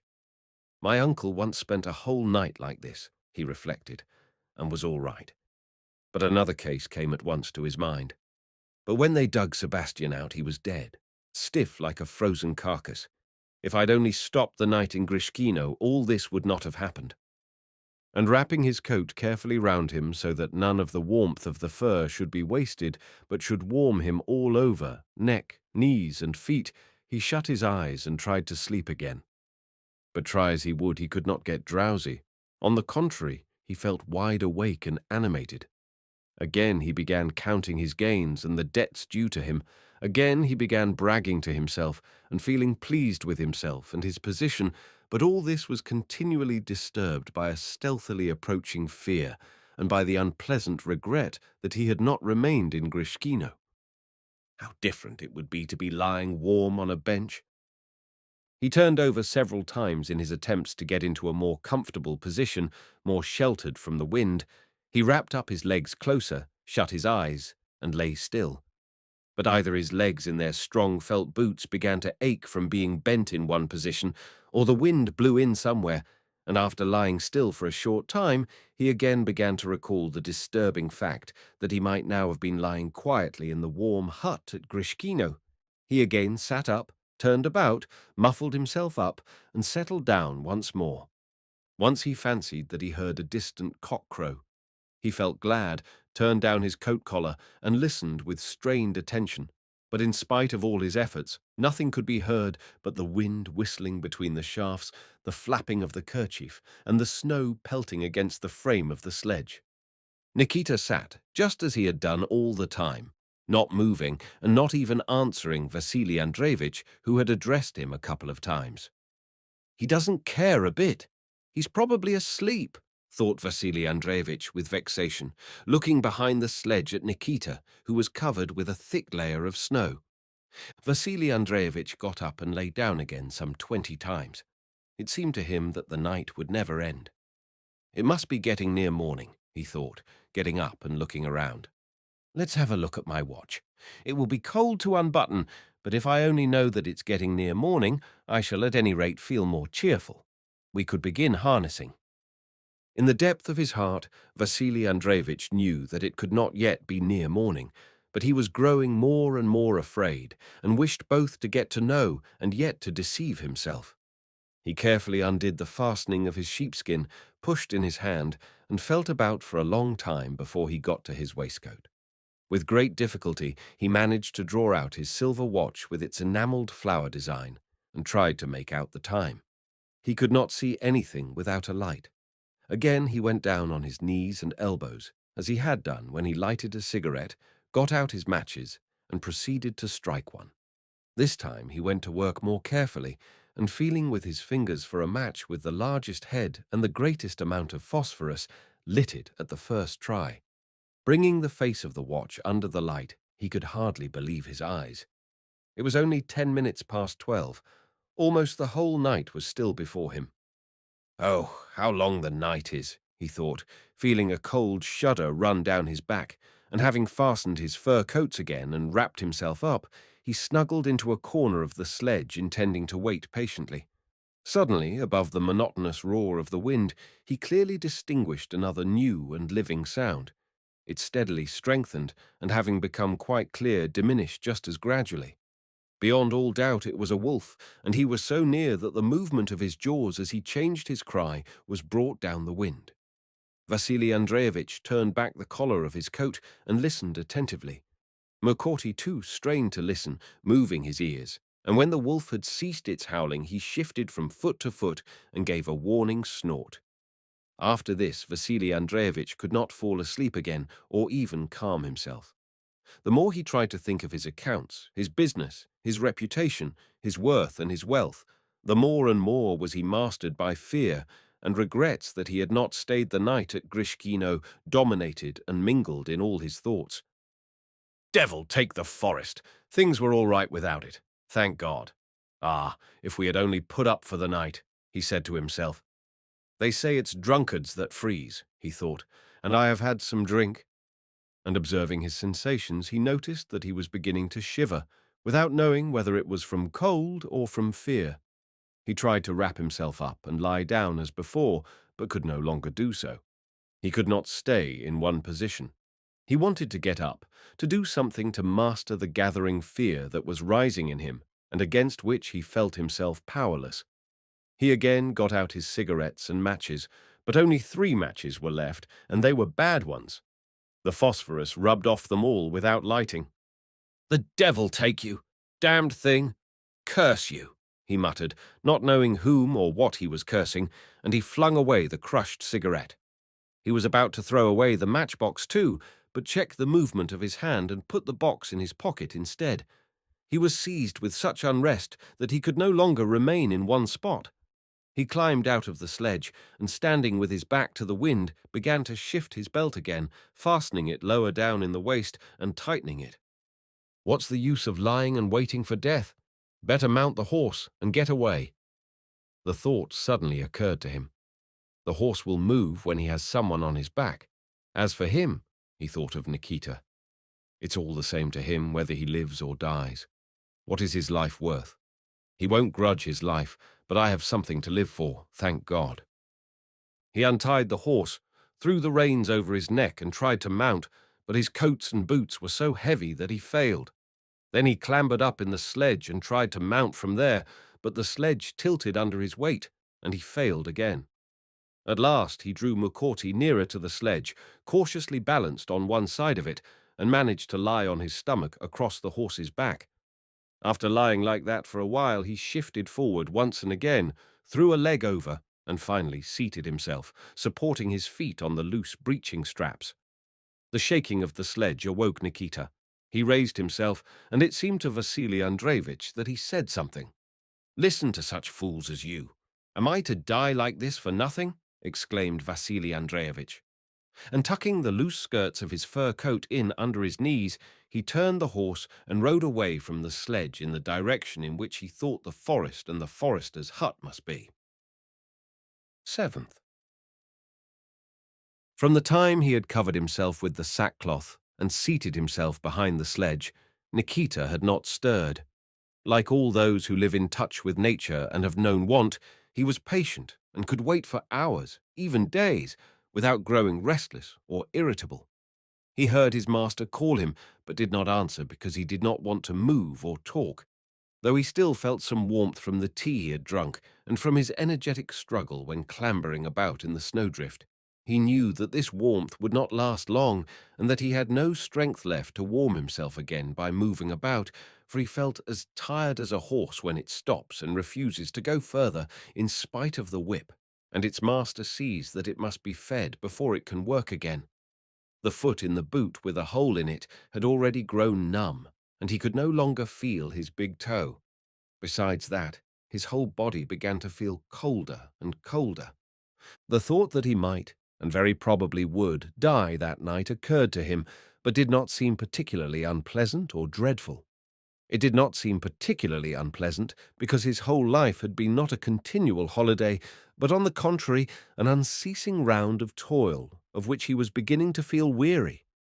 And it did not seem particularly dreadful, because besides the masters he had served here, like Vasili Andreevich, he always felt himself dependent on the chief master who had sent him into this life, and he knew that when dying he would still be in that master's power and would not be ill-used by him. It seems a pity to give up what one is used to and accustomed to, but there's nothing to be done. I shall get used to the new things. Sins, he thought, and remembered his drunkenness, the money that had gone on drink, how he had offended his wife, his cursing, his neglect of church and of the fasts, and all the things the priest blamed him for at confession. Of course they are sins. But then, did I take them on of myself? That's evidently how God made me. Well, and the sins, where am I to escape to?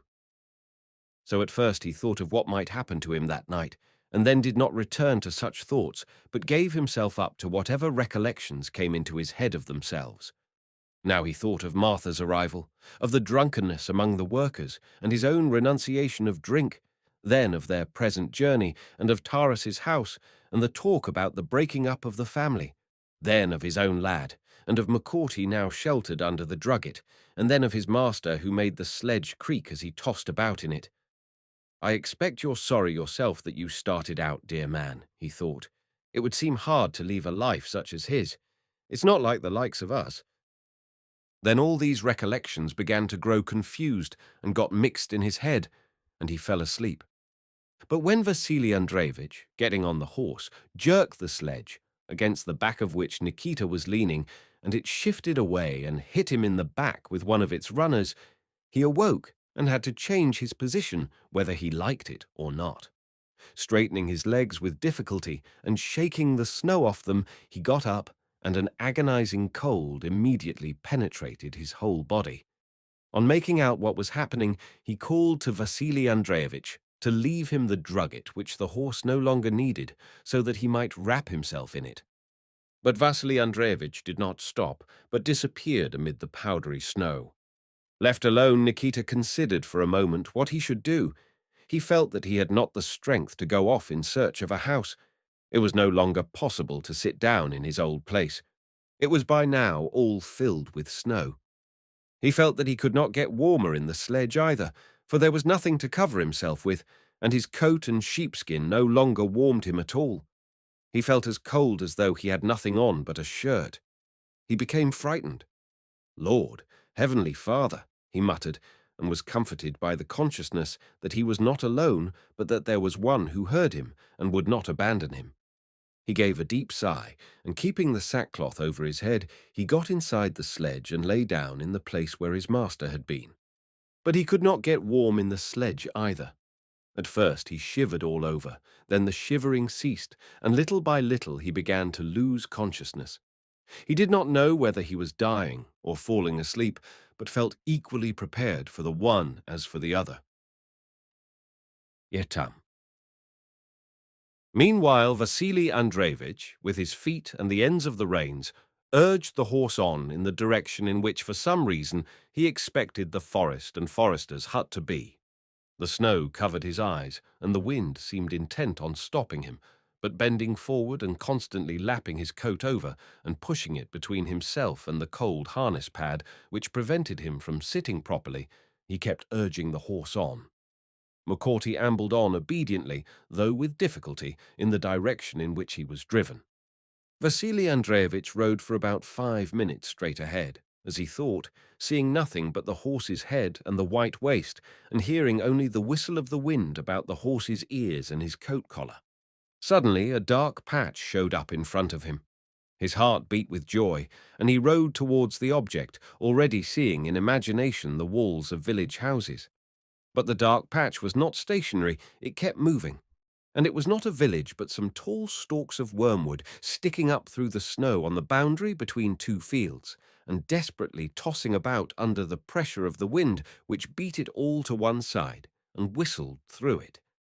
The sight of that wormwood tormented by the pitiless wind made Vasili Andreevich shudder.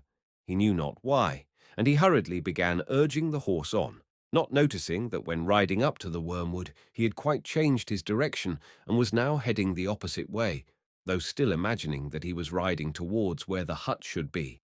But the horse kept making towards the right, and Vasili Andreevich kept guiding it to the left.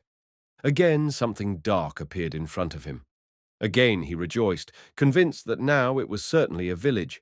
But once more it was the same boundary line overgrown with wormwood, once more the same wormwood desperately tossed by the wind and carrying unreasoning terror to his heart. But its being the same wormwood was not all, for beside it there was a horse's track partly snowed over. Vasili Andreevich stopped, stooped down, and looked carefully. It was a horse track only partially covered with snow, and could be none but his own horse's hoofprints. He had evidently gone round in a small circle. I shall perish like that, he thought, and not to give way to his terror, he urged on the horse still more, peering into the snowy darkness, in which he saw only flitting and fitful points of light. Once he thought he heard the barking of dogs or the howling of wolves, but the sounds were so faint and indistinct that he did not know whether he heard them or merely imagined them, and he stopped and began to listen intently. Suddenly, some terrible, deafening cry resounded near his ears, and everything shivered and shook under him. He seized McCourty's neck, but that too was shaking all over, and the terrible cry grew still more frightful. For some seconds, Vasili Andreevich could not collect himself or understand what was happening. It was only that McCourty, whether to encourage himself or to call for help, had neighed loudly and resonantly. "Ugh, you wretch! How you frightened me, damn you!" thought Vasili Andreevich. But even when he understood the cause of his terror, he could not shake it off. I must calm myself and think things over, he said to himself, but yet he could not stop and continued to urge the horse on, without noticing that he was now going with the wind instead of against it. His body, especially between his legs where it touched the pad of the harness and was not covered by his overcoats, was getting painfully cold, especially when the horse walked slowly. His legs and arms trembled, and his breathing came fast. He saw himself perishing amid this dreadful snowy waste, and could see no means of escape. Suddenly the horse under him tumbled into something, and sinking into a snowdrift, began to plunge and fell on his side. Vasili Andreevich jumped off, and in so doing dragged to one side the breechband on which his foot was resting, and twisted round the pad to which he held as he dismounted.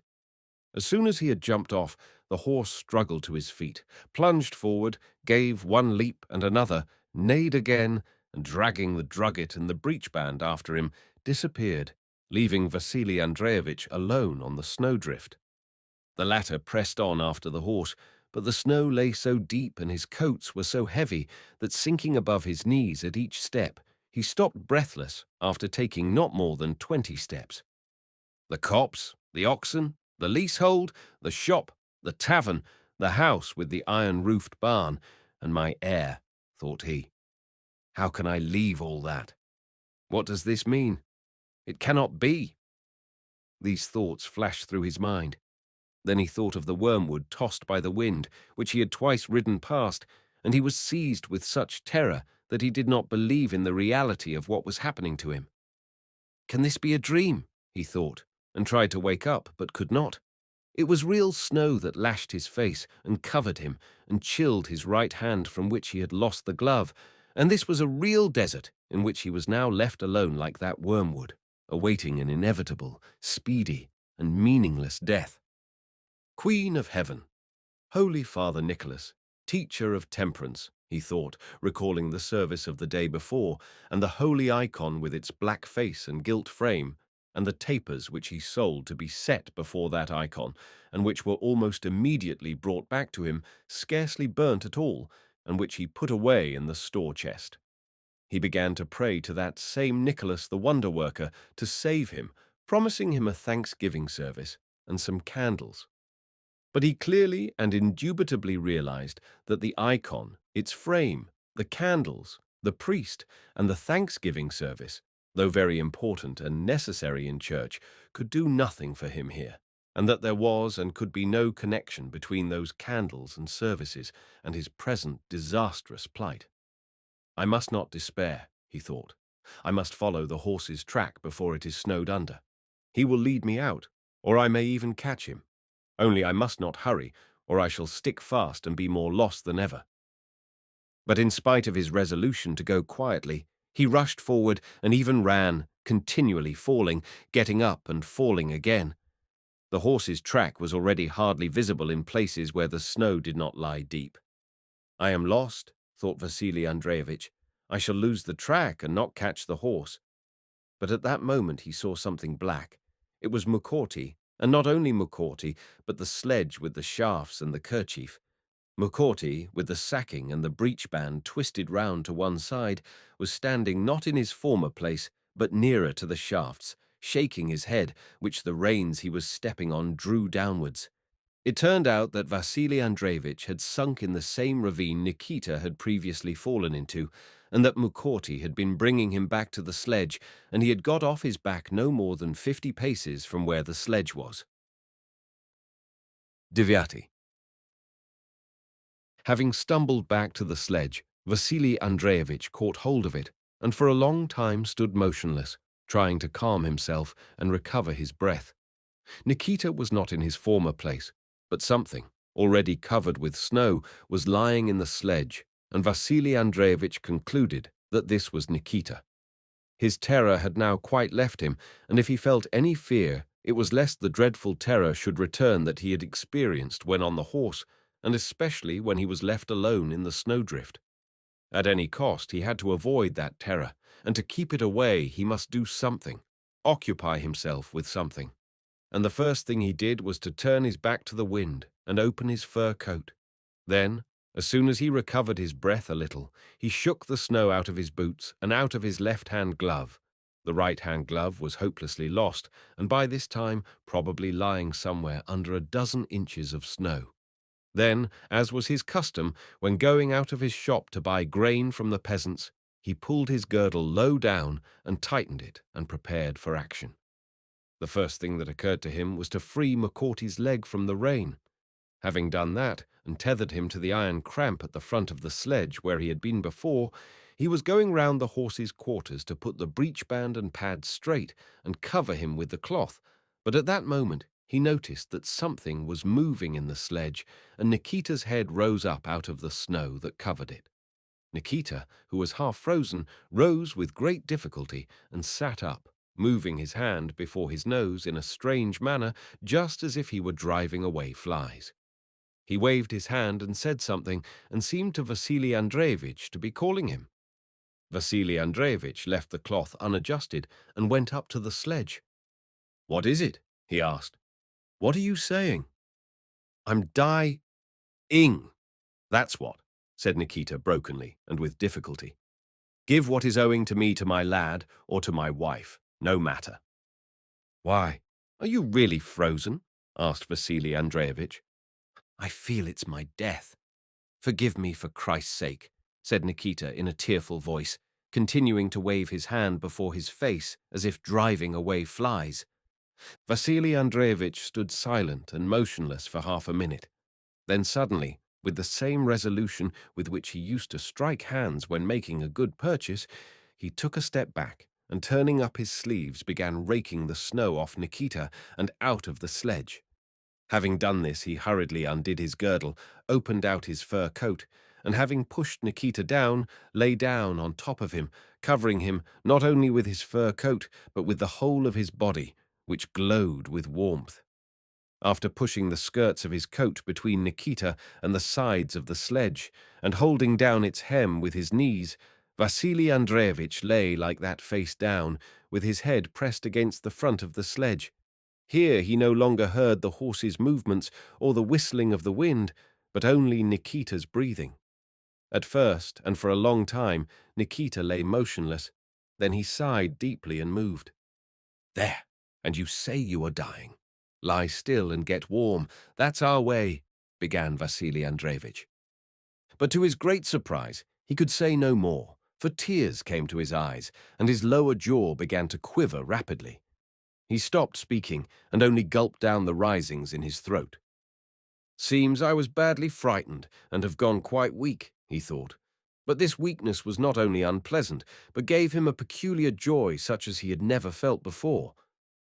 That's our way, he said to himself, experiencing a strange and solemn tenderness. He lay like that for a long time, wiping his eyes on the fur of his coat and tucking under his knee the right skirt, which the wind kept turning up. But he longed so passionately to tell somebody of his joyful condition that he said, Nikita. It's comfortable, warm, came a voice from beneath. There you see, friend, I was going to perish, and you would have been frozen, and I should have.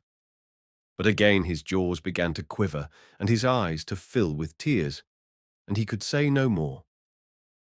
Well, never mind, he thought. I know about myself what I know. He remained silent and lay like that for a long time. Nikita kept him warm from below and his fur coats from above. Only his hands, with which he kept his coat skirts down round Nikita's sides, and his legs, which the wind kept uncovering, began to freeze, especially his right hand, which had no glove. But he did not think of his legs or of his hands, but only of how to warm the peasant who was lying under him. He looked out several times at Mukorty and could see that his back was uncovered and the drugget and breeching lying on the snow, and that he ought to get up and cover him. But he could not bring himself to leave Nikita and disturb, even for a moment, the joyous condition he was in. He no longer felt any kind of terror. No fear, we shan't lose him this time, he said to himself, referring to his getting the peasant warm with the same boastfulness with which he spoke of his buying and selling. Vasili Andreevich lay in that way for 1 hour, another, and a third, but he was unconscious of the passage of time. At first, impressions of the snowstorm, the sledge shafts, and the horse with the shaft bow shaking before his eyes kept passing through his mind.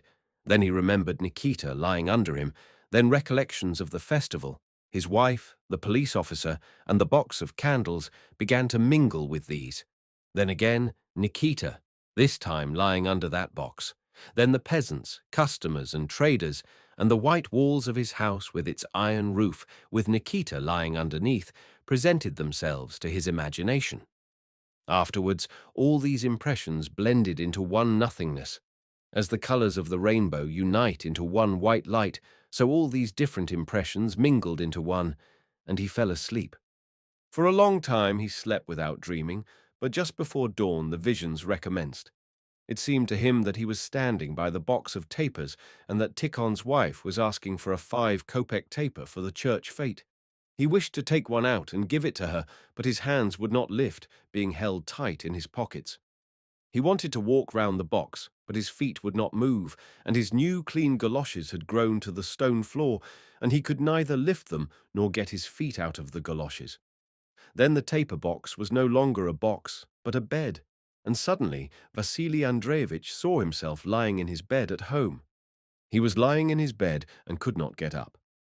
Yet it was necessary for him to get up because Ivan Matveyevich, the police officer, would soon call for him, and he had to go with him, either to bargain for the forest or to put Mukorty's breeching straight. He asked his wife, "Nikolaevna, hasn't he come yet?" "No, he hasn't," she replied. He heard someone drive up to the front steps. "It must be him." "No, he's gone past." "Nikolaevna! I say, Nikolaevna, isn't he here yet?" "No."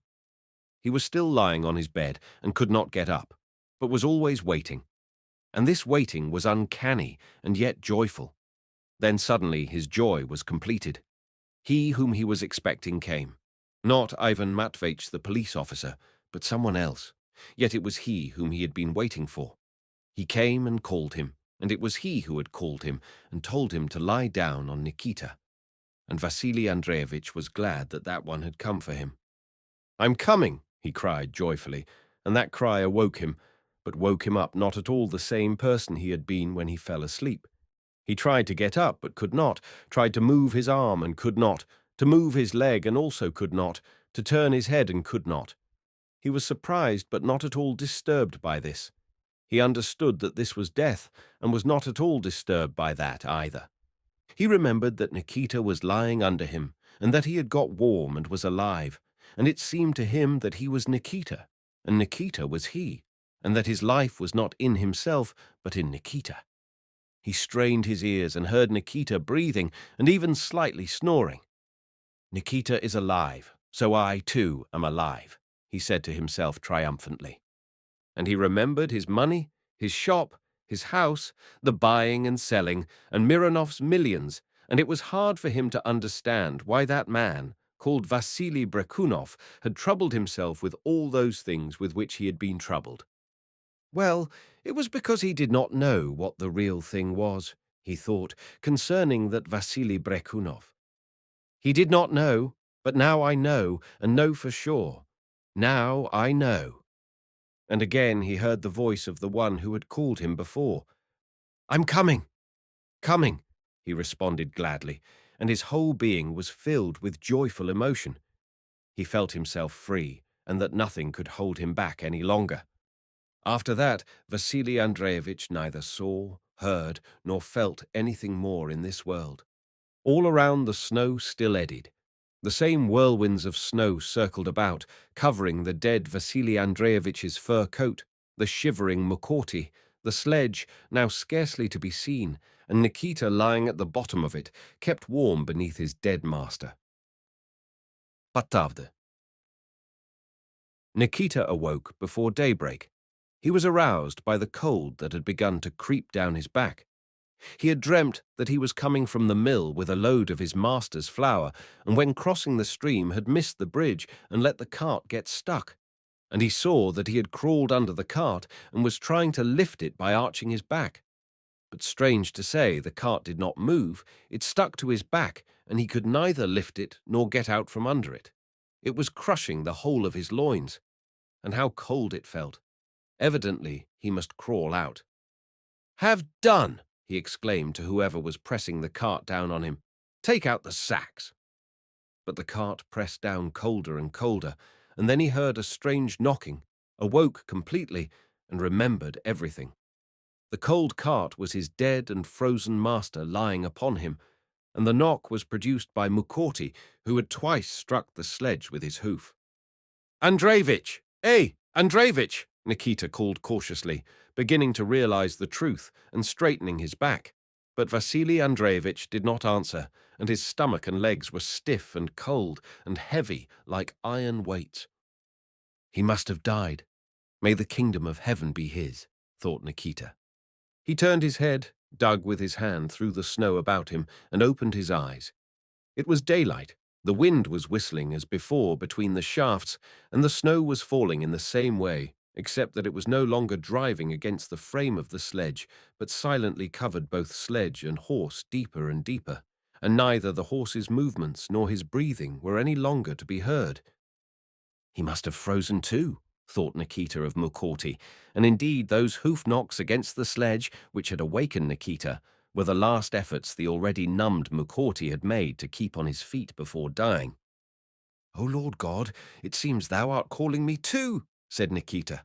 "Thy holy will be done. But it's uncanny. Still, a man can't die twice, and must die once. If only it would come soon."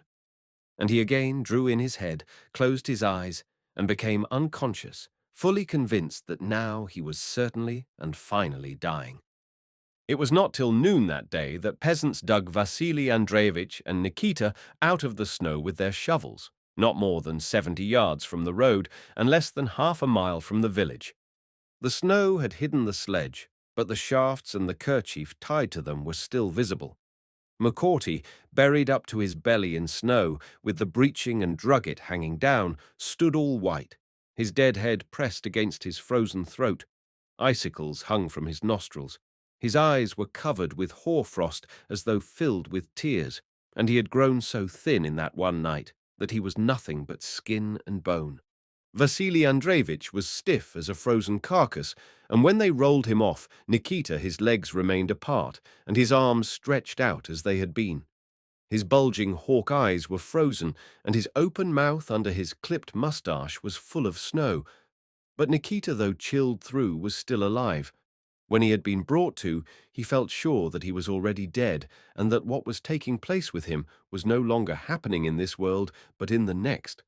When he heard the peasants shouting as they dug him out and rolled the frozen body of Vasili Andreevich from off him, he was at first surprised that in the other world peasants should be shouting in the same old way and had the same kind of body.